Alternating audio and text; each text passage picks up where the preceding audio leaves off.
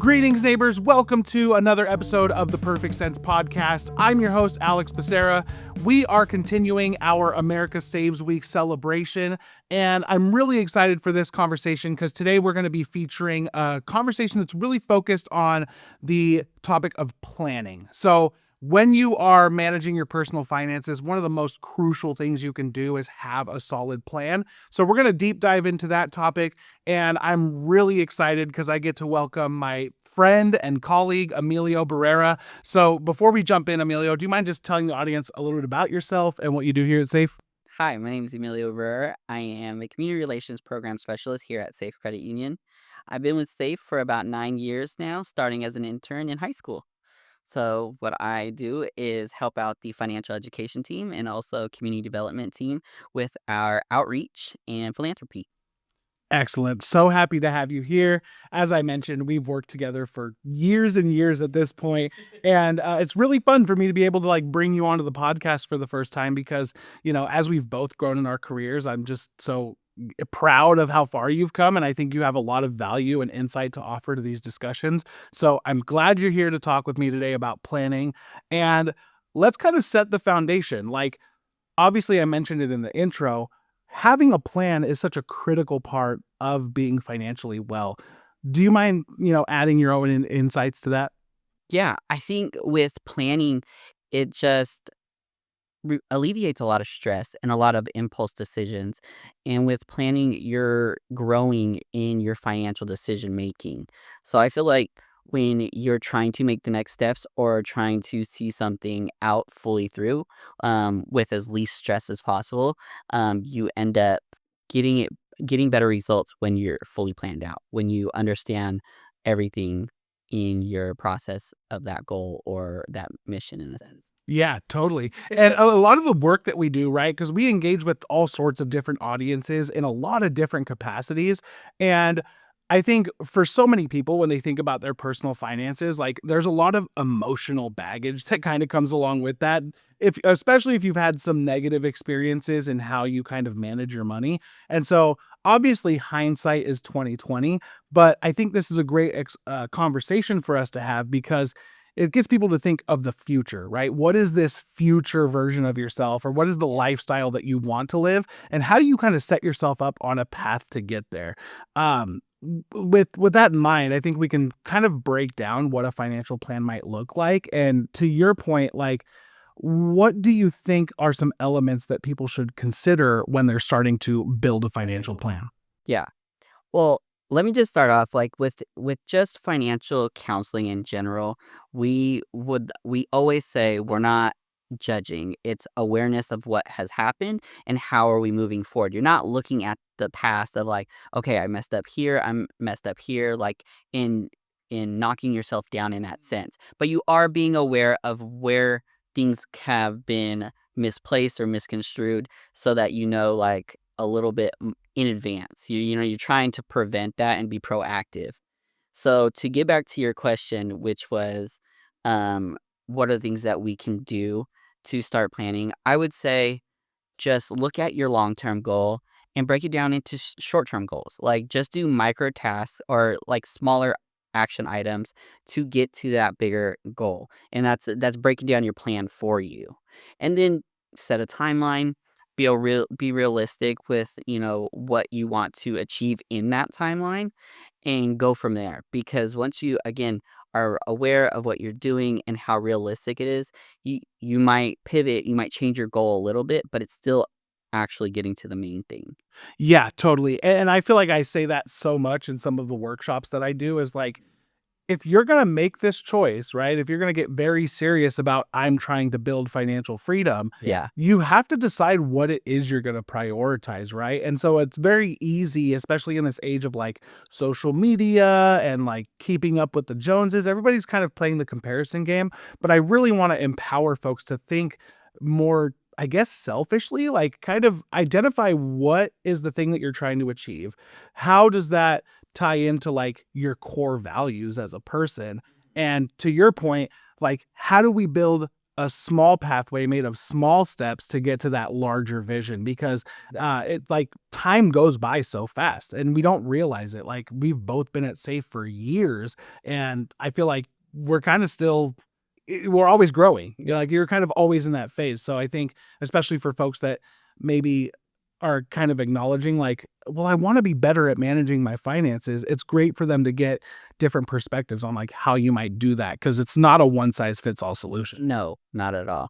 I always say there's a template that you could probably base this. There's multiple strategies that you can find to help you achieve these goals or plan things out, but you have to work it in your own way, and you have to make sure that it is really helping you out and not making it worse because you can experience like burnout like man I'm tired of like a diet like I'm tired of working this diet like I've nothing's changing.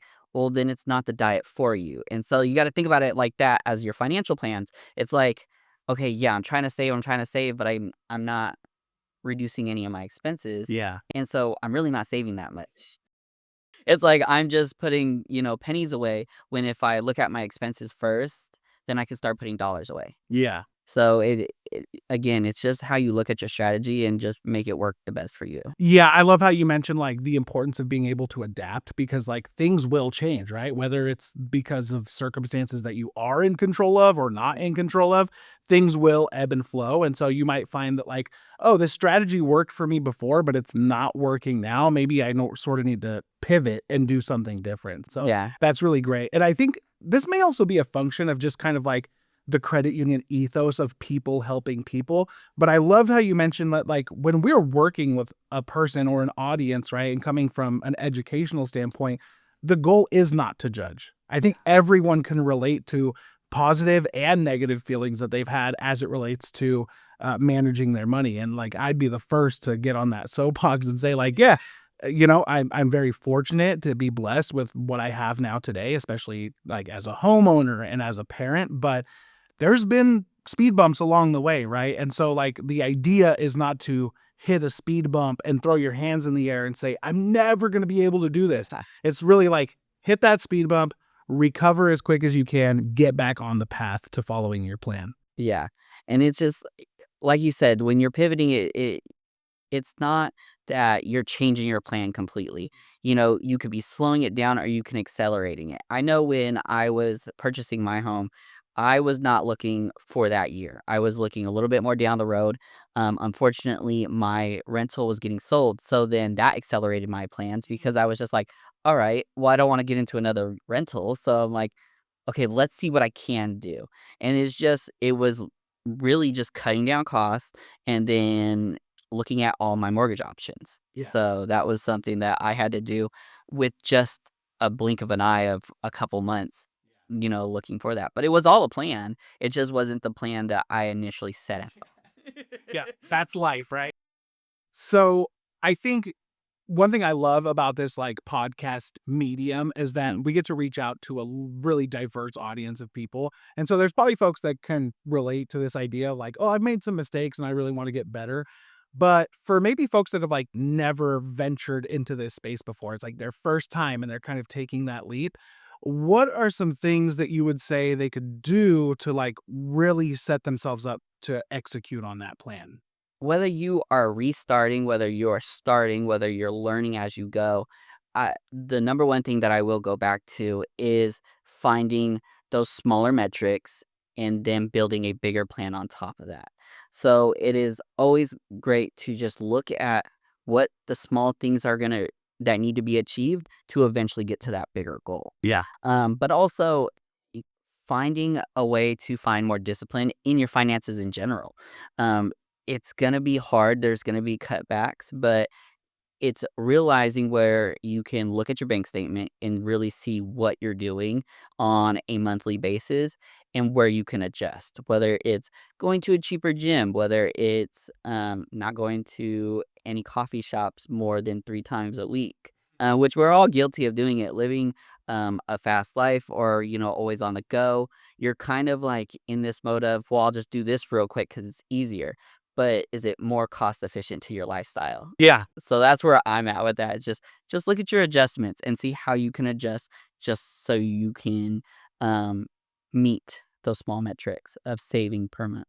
For sure. And you mentioned a good point, right? I think, again, because we do live in this sort of like fast paced society, it's not uncommon for people to kind of self sabotage in the name of convenience. Yeah. And so I love how you kind of mentioned like, you got to look inward. You got to pick apart what's working and what's not working and create your plan around that, right? Because, like, when we talk about setting goals, it's like you can't do all of the things at once, but you can focus on one specific area. What can I do that's going to help me be better? And then once that has become a habit, right? Because, like, it's much harder to break a bad habit than it is to start a good one. Once you feel like you've really kind of, um, crested that mountain, right? You're like on the other side of it, then you can start to focus on what's the next thing I got to get better at. Yeah. And because like the next thing is kind of just evaluate what you're doing um, on a weekly basis. Yeah. So, and those things can be even smaller than what you're looking on a monthly basis. So it's just kind of looking into your future and how you're predicting it ahead of you. Yeah. And obviously people will have different things to consider based on like what life stage they're at, right? Like if you're single and living on your own, that's one different setting versus like you have maybe a married couple and they've got kids, or maybe they don't have kids, but they've got pets, right? Like all of these things are factors that you'll want to consider when you're building out that plan. To that point, I do want to talk a little bit about like credit and debt and sort of like their relationship to the planning. Um, Obviously we don't want folks to be relying on credit for like their day-to-day expenses, but what can you say in terms of like credit, the importance of maintaining and establishing good credit, and hopefully if you are in a position where you have some debt, how can you kind of create a plan to maybe chip away at that and create more space for yourself? Yeah. So looking at credit and debt as, while you're planning, you kind of want to see what is healthy and what is unhealthy. And it is looking again inward and seeing what your habits are. You don't want to use, like you said, utilize credit for impulse buying or, retail therapy of sorts. But there is things that debt where it is still helping you build that credit, which would be like, looking at the interest rates and how like what are you really paying for or what is the value of spending that credit card or those personal loans um to a point where it's like okay, a mortgage rate is totally different, and that's a bigger debt, but yet that's an overtime that is a lot less in interest, and it's not something that doesn't come with value. So as it relates to credit and debt, right? Like the longer that you're holding on to a debt, the more it impacts you and the Yep. more you have to like essentially pay an interest, right? The fee that you pay for that convenience of credit. So expand on that a little bit more and maybe give some people ideas on how they might be able to better manage that. Yeah. With planning, it's going to be crucial that you're looking at your debt as well because you don't want your debt to just be this long term burden that you keep looking at because it's only making you spend more in the long game. So when you are paying yourself first and saving, you also want to look at your savings and how you're saving a little bit more also to possibly pay down that debt quicker. So I suggest always putting an extra 100 in your savings that you're seeing build up or in a separate savings. So once you hit a good marker, you can pay a big chunk of something or pay straight to the principal and not to the interest of something. Because in that planning, you are saving yourself a lot more. So that's how I see what you can plan into your spending strategy of sorts so that your debt isn't being ignored or overexpanded. Yeah, I honestly think that's like a really refreshing take of this idea of like you can kind of do your savings and paying down your debt in tandem, right? You can sort of like Yep. make that a piece of your plan of like, I don't want to carry this forever and ever and ever. So I'm going to squirrel some money away. Once it's built up, I can pay a bigger chunk. I think that's a great example. So before we wrap, just one thing that I think would be really helpful to our listeners. What are some maybe like weekly habits they can start to implement to help them as they build out their financial plan? Plan on no spend days. Spending can happen in an instant. You can be going to a vending machine, you can go to a fast food restaurant, you can just go and socialize, and you're just swiping your card away. You're definitely just looking like, "Oh, yeah, I got it. It's fine." So plan those no spend days where you're planning on activities that aren't necessarily going to be costly and it's still enjoyable. That can be park days, that can be in-home days, that can just be working or, on the house or spending it with family. But try to find those no spend days in between the days of the week because it's setting you up and you are planning ahead, your not just for your monthly habits, but just on a weekly basis, you're seeing how much you're not spending after a while. Yeah. And also, if you are planning to spend, even like on the weekends or not, there's always the method of pulling out cash prior to the weekend. And that's always a fun thing to me because it's like, okay, I'm not swiping my card, so I'm not seeing what's um, leaving, but I am seeing what leaving if I have it in cash. I'm seeing how, okay, I only got this much left. I got to make it through Sunday. Yeah. Yeah. Isn't it a bummer when you like go out and you're like, oh, I'm using my card. I'm writing in the tip.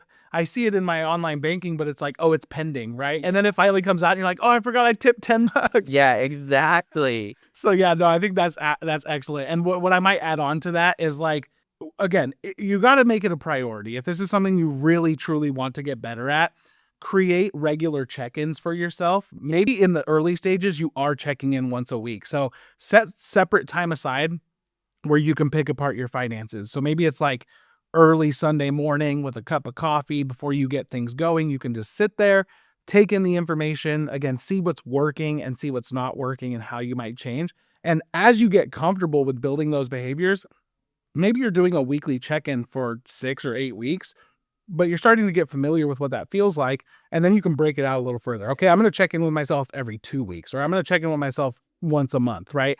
I think that is also probably a useful strategy where people are like, oh, how do I start to create that regularity? Yeah. And if you are doing it with yourself and you're also planning with a partner by chance, check in with your partner. Find an accountability buddy. I think I talk to my therapist more about my finances than anything because it's just saying it out loud and also finding the accountability within yourself by just verbalizing it to someone else. So, yeah, accountability partners work too. Absolutely. Absolutely. Okay, so quick lightning round before we wrap things up. Question number one is, what's a financial goal that you're working on right now? So, I am turning 30 this year and I'm planning a big trip. So, right now I'm trying to pay down as much credit card debt as possible and save up for that month. Beautiful. Love it, right? It's nice when you have a savings plan and then you're like, I can spend and it's guilt free. Yeah. Yeah. Well, and building in that cushion, that's like the biggest thing. It's like, okay, well, there's always unexpected costs. Now, correct me if I'm wrong, but your 30th birthday is going to align with Financial Capability Month? Yes. So it's dead smack in the middle. It is tax day. So yeah, it's all of those in one. Yeah, right. A lot of things to celebrate, I guess. And then last question, obviously SAFE is very local to the Sacramento region. Any small businesses or local restaurants that you like to go to? Yeah. So one of my favorite restaurants, which I'll probably be celebrating my family on that, on my birthday, is Roma's Pizza in South Sacramento. I think it's off of Fruit Ridge. Yeah, they're amazing. It's a small mom and pop Italian restaurant known for their pizza. I think they finally have 2 locations now, but yeah, I've been going there since I was a kid. Nice. Yeah, pizza is easily one of my favorite food groups. So I haven't been to Roma's and now I got to make a trip to go. Yeah. Awesome. Well, this has been super fun, Emilio. Like I said, I hope it's not the last time we hear from you. I really appreciate all your valuable insights and I can't wait to do this again. Thank you. If you'd like to learn more about SAFE products and services and how we can help you, visit our website at safecu.org and schedule an appointment with one of our professional experts today. SAFE is federally insured by NCUA and is an equal housing opportunity lender. The purpose of this podcast is to educate and inform on topics surrounding financial well-being. This podcast does not constitute financial, tax, or legal advice and may not apply to your individual situation. You should consult with your own financial, tax, or legal advisor for specific information pertaining to your individual situation. The views and opinions expressed on this podcast are those of the participants expressing them and do not necessarily reflect those of Safe Credit Union or any of its officials.